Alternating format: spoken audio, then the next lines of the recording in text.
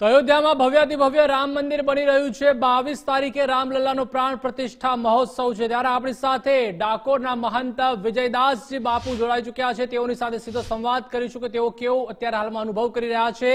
બાપુ, આપનું સ્વાગત છે। સૌ પહેલા તો વાત એ કરીએ કે રામ મંદિરમાં ઐતિહાસિક પ્રાણ પ્રતિષ્ઠા મહોત્સવ ચાલી રહ્યો છે, ત્યારે રામલલ્લાની પ્રાણ પ્રતિષ્ઠા પર આપનું સૌ પ્રથમ આપ કેવી અનુભૂતિ કરી રહ્યા છો તે જાણવા માંગીશું। અનુભૂતિ અલૌકિક અનુભૂતિ થાય છે।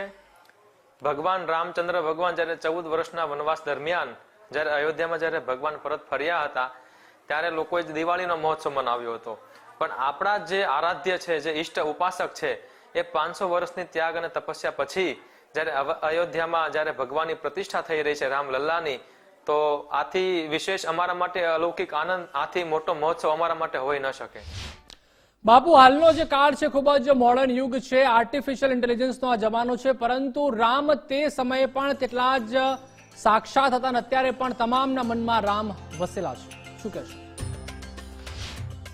ભગવાન રામ છે, અનંત છે, સનાતન છે, જેનો કોઈ અંત નથી, એને સનાતન કહેવામાં આવે છે। જ્યારે ભગવાન રામ છે એ રામ અત્યારે આટલા બધા વર્ષો પછી પણ આજે એમના ચરિત્રોનું, એમના મૂલ્યોનું આપણે બધા જતન કરીએ છીએ, એમને આપણે આ જીવનમાં અનુકરણ કરીએ છીએ, કારણ કે રામ છે ને એ આપણો છેલ્લો વિશ્રામ છે। રામ શબ્દ બોલવાની સાથે જ તમને જીવનમાં આનંદની અનુભૂતિ થાય છે અને આપણને આરામ મળે છે।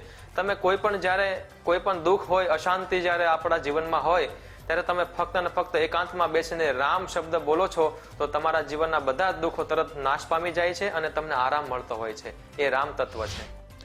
બાબુ, રાજકારણની વાત નથી કરવી, પરંતુ હાલમાં વડાપ્રધાન નરેન્દ્ર મોદીના પણ અથાગ પ્રયાસોના કારણે સુપ્રીમ કોર્ટ દ્વારા જજમેન્ટ આપવામાં આવ્યું, ત્યારબાદ રામ મંદિર બની રહ્યું છે, શું કહેશો તેમના વિશે? સમગ્ર રામ મંદિરની અંદર સમગ્ર ભારતને, વિશ્વના સનાતન હિન્દુ ધર્મના લોકોનું ત્યાગ અને બલિદાન 100% છે, પણ આપણા ભારતની અંદર આના પહેલાની ઘણી બધી સરકારો હતી, એ લોકોએ ફક્ત અને ફક્ત વાતો કરી છે અને એ લોકોએ ભાગલા પડવાની નીતિથી, અધર્મ અને વિધર્મના લોકોનો સાથ સહકારથી આ લોકોએ કોઈ દિવસ રામ મંદિર બનાવ્યું નહીં।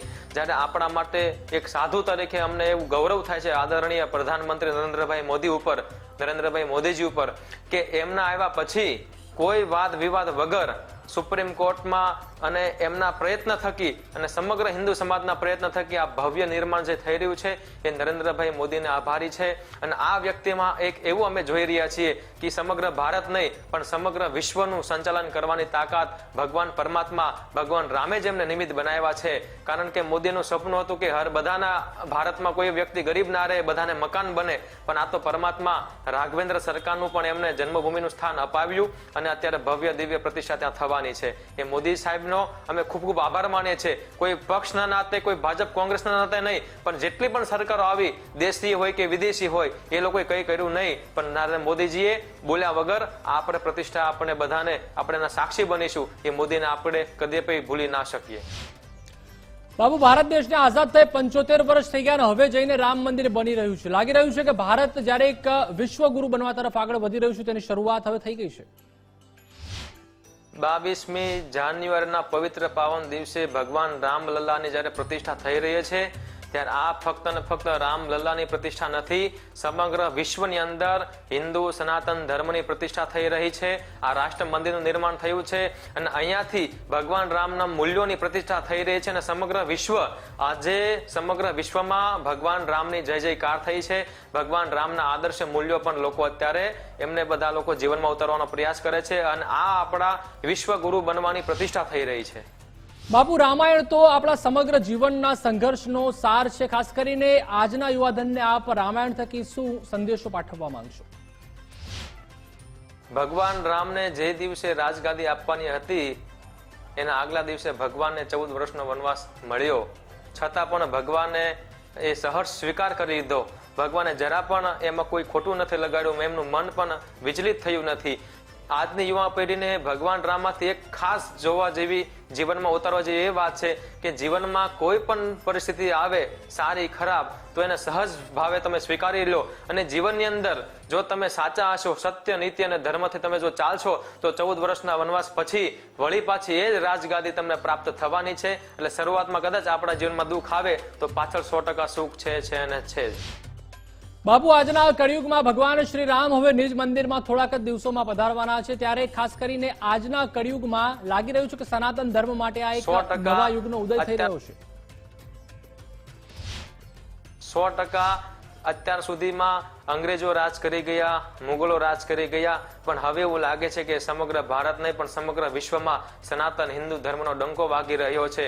અને એના માટે અત્યારે પહેલાની જે કઈ આપણા કેન્દ્રમાં જે કઈ સરકારો હતી એના કરતા અત્યારે ઘરે ઘરે દરેક નાનામાં નાનું બાળક હોય કે વડીલ હોય કે યુવાન હોય કે સંત હોય, XYZ દરેકના હૃદયની અંદર ભગવાન પ્રત્યેની, હિન્દુ ધર્મ પ્રત્યેની અને રાષ્ટ્રની ભક્તિ અત્યારે બધામાં જાગૃત થઈ છે. આ હિન્દુઓનો ઉદય થયો છે અને સનાતન ધર્મનો ઉદય થયો છે. હવે એવું લાગે છે કે આને કોઈ મિટાવી શકશે નહીં. બાપુ, એક બાદ એક જે હિન્દુ મંદિરો છે જેને આપણે ધામ કહીએ છીએ તેના લોક કોરિડોર બની રહ્યા છે. કાશી વિશ્વનાથ ધામ હોય, રામ મંદિર બની રહ્યું છે, મહાકાલ કોરિડોર હોય. લાગી રહ્યું છે કે હવે ઉત્તર ભારત છે તે તમામના ધર્મનું આસ્થાનું કેન્દ્ર બની રહ્યું છે. ભગવાન આ ભારતનો કોઈ પ્રાણ હોય તે ભગવાન રામ, કૃષ્ણ અને મહાદેવ છે. અને આપણને ગૌરવ લેવું જોઈએ કે ભગવાન રામ, કૃષ્ણ અને મહાદેવજીના મોટા મોટા જે સ્થાનો છે, જન્મભૂમિ છે, એ બધી ઉત્તર ભારતમાં આવી છે. લગભગ 50% કામ તો પૂર્ણ થઈ ગયું છે. હવે વારો જે કંઈ બાકી છે એ કાશી તો થઈ ગયું, અયોધ્યા થઈ ગયું, હવે મથુરાનો પણ વારો છે. પહેલાના સમયમાં લોકો તાજમહેલ જોવા જતા હતા, પણ હવે અહીંયા આવશે ત્યારે આપણે ભારતીય સંસ્કૃતિના દર્શન કરશે, કાશીના દર્શન કરશે, અયોધ્યાના દર્શન કરશે અને મથુરાના દર્શન કરશે. આભાર વિજયદાસજી બાપુ, જોડાવા બદલ.